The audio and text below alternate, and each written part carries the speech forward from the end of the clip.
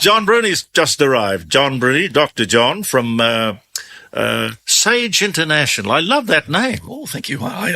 Excuse me. Yeah, but I love that name too. I don't blame you. Yes.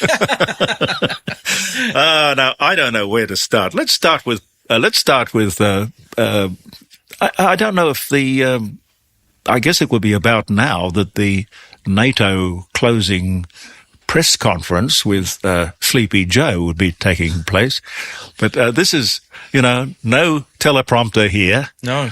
No script. No. And he's out there on his own, poor bugger.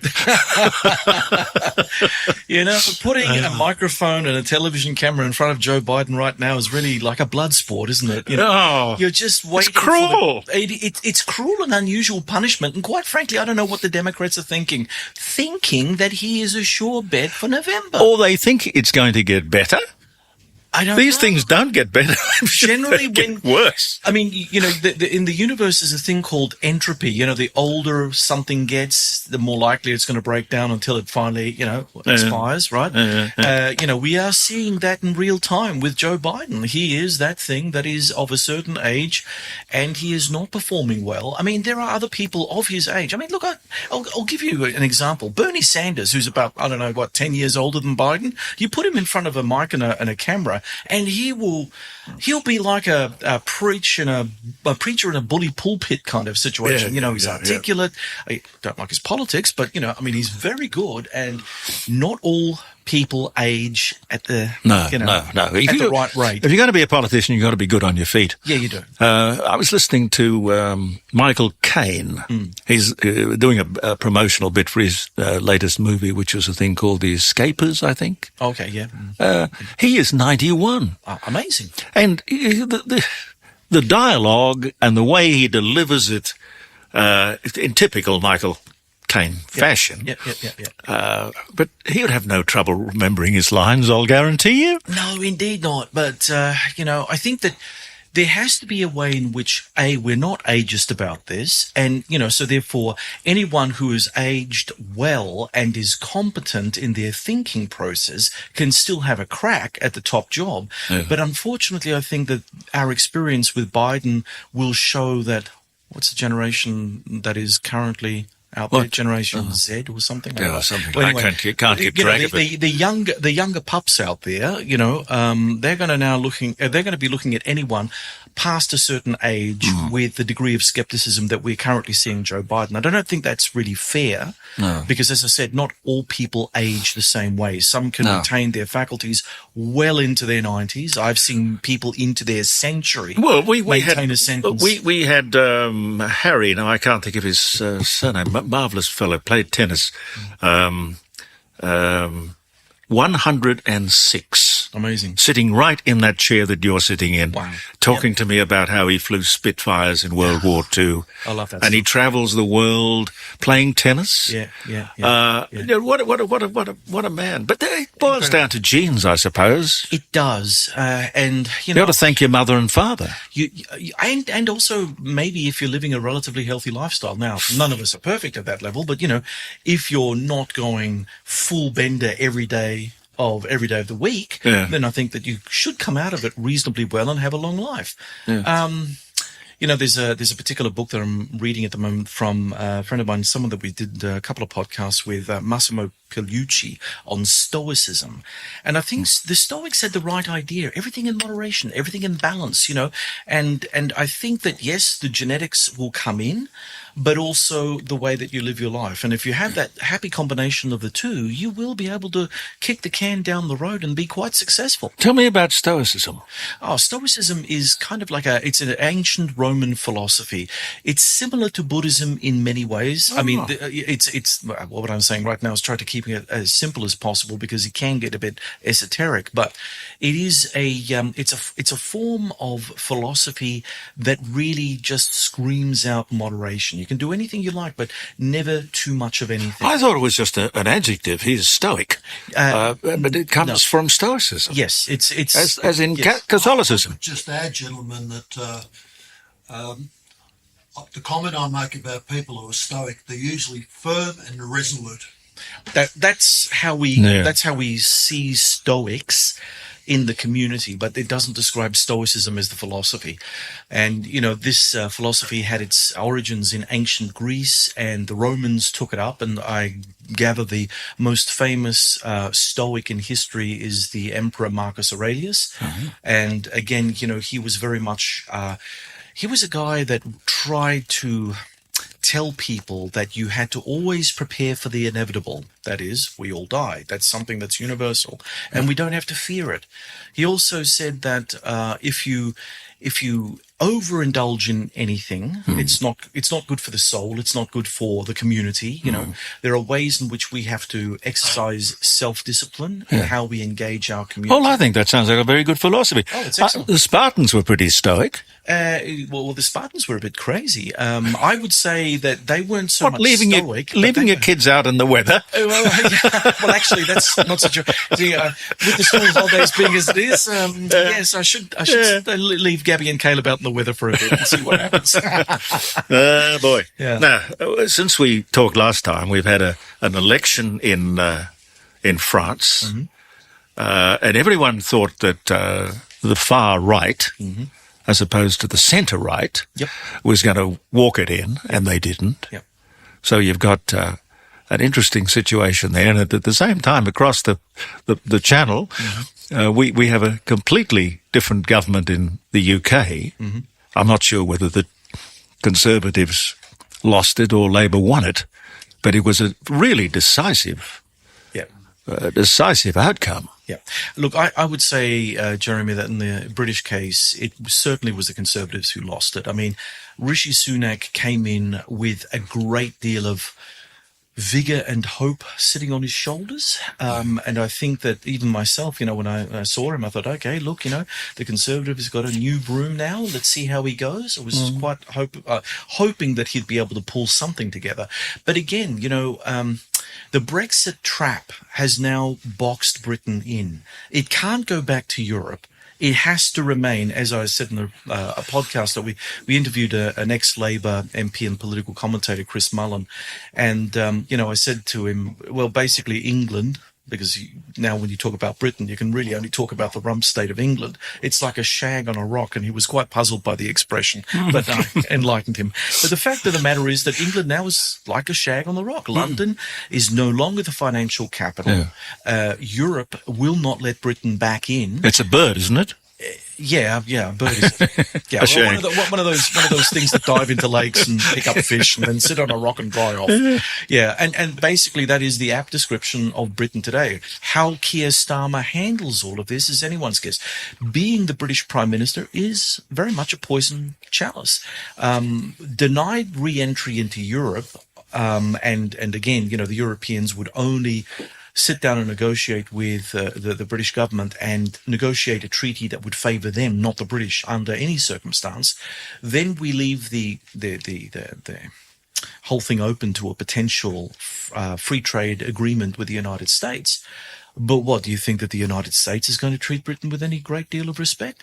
It's going to remind Britain that it's no longer a world power of any description. It is an aircraft carrier of the United States, and just behave. Yeah. And so therefore Britain will not find its global role as anything other than, a codependency of the United States. Problem, though, for Great Britain, and I can understand Brexit, they didn't want to be a suburb of Brussels. They didn't want all their immigration policy and various other foreign policies determined by Europe. Why would they want that? I absolutely agree with you. And, while I was following the whole thing prior to Brexit actually happening, I understood those arguments, and those arguments were valid. But then, Jeremy, I would also say, where were the people putting the plan together to make it successful? They were nowhere. This was an idea with no plan. No, just leaving was an idea. Just leaving was the idea. Yeah. And now what are they doing? They can't recapture anything in the Euro space anymore. Not even as a what do they call that thing now? That organization that has Norway, Switzerland, I think maybe Austria. There are a bunch of neutral countries or neutralish countries that have come together. They are within the European space, but they're not EU members, and they have special rights and privileges. And they don't share currency. No, exactly. But the Brits they don't even have the capacity to do that, because when questioned, the neutral countries all turned around and said, well, okay, well, you buggered up your chance with the Europeans. What's to say that you're going to be buggering up and interfering with how the neutral countries operate with the EU? So no one has any faith or trust in the British government, no matter what colour it is. I would have thought that the European Common Market was a fantastic idea, and it worked extremely well. But the European Union, where you became the United States of Europe, with Brussels at its head, I just couldn't see that being attractive to a country like England, with its history. And yes, no, that's true. But then the British should have worked things out before cutting their ties and creating for itself a global role. Cutting the ties and then trying to do policy on the run and, not getting any real wins on the board. I mean, where's Australia? Where's Canada? Where's New Zealand in all of this? You would have thought that would have been an automatic, the Brits have just, sliced themselves off from Europe. This is a great opportunity for all of us, former colonies, to all get together and create a much bigger strategic footprint, perhaps through the Commonwealth. No, nothing was done. So really, Britain has now landed itself in a position from which it has no escape. It just seems like it will be an isolated, perhaps a codependency. I mean, the Americans may actually think twice about shacking up with the British or getting the British under their umbrella. I'm not so sure that they see Britain as anything other than a military, permanent aircraft carrier off the coast of Europe. But if they do, under a Trump administration, think differently, I would imagine Trump would give the British a deal that the British would feel very uncomfortable with. So whether they then, whether London acquiesces to a President Trump's deal is anyone's guess. Right? I know I should get a life, but I was listening to some of these speeches coming out of the winding up of the NATO 75th anniversary celebration. And it was quite inflammatory in the sense that if I was Putin and I was listening to all of this, they pledged Ukraine membership. Yep. And it's going to be sooner rather than later. Yep. What are they creating there? Look, I think what they are trying to do, again, like with Britain and Brexit, the Europeans under NATO are trying to create for themselves a much more muscular position, because for many years, well, basically since the end of the Cold War, and they paid the peace dividend and stripped back their armed forces and stripped back their military production capacities and effectively became weak and disunited. They're trying to form a new backbone. How this is going to develop is anyone's guess, because, I came back from a European security conference in Poland recently, and the amount of anger that was expressed by policymakers who sit underneath the political heads was really quite amazing. I've never seen that level of, oh my God, look what we have to deal with here, and we've got an active war in the country next door to us. There was a palpable sense of anger and disconnect between the people who tell the policymakers what to do and how the policymakers are meant to be advising senior political figures. When you have that sort of conflict in your inner sanctum, that's a problem. Where's it going to end up? There are two real options here. We might actually muddle through because, we also have to look at Russia as, an imperfect country, like all of us are living in imperfect democracies. Russia is an imperfect autocracy. So there are things that we are not seeing from the Russian space because it's an opaque society and we don't have the right to pry, apparently, in those kind of societies. So we don't know how good their economy is, how strong Putin really is, how nervous Putin's, oligarchs in the inner sanctum are. So if you look at NATO and say, lots and lots of problems over there, we're also denying the fact that Putin may also have even more severe problems, but we're just not able to see them because there's no free press and there's no one willing to leak information out, because as soon as it's detected, the Russian security forces will knock at your door at 3 o'clock in the morning and take you to a gulag. Yeah, then we've got China, and they were described, the Chinese, by the United Nations as, what was the word? Influential. You are going around influencing.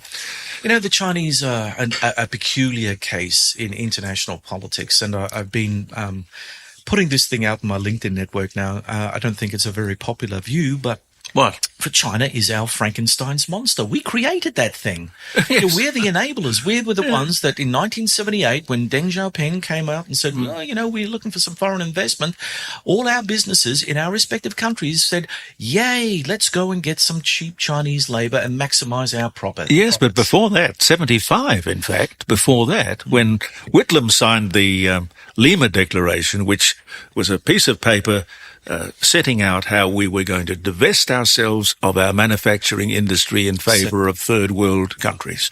Yeah. And China was one of those at the time. Well, China had the greatest potential for industrial growth. Oh, you know, I mean, we didn't go to Nigeria. We didn't go to South Sudan. Sorry, South Sudan didn't exist. Sudan, right?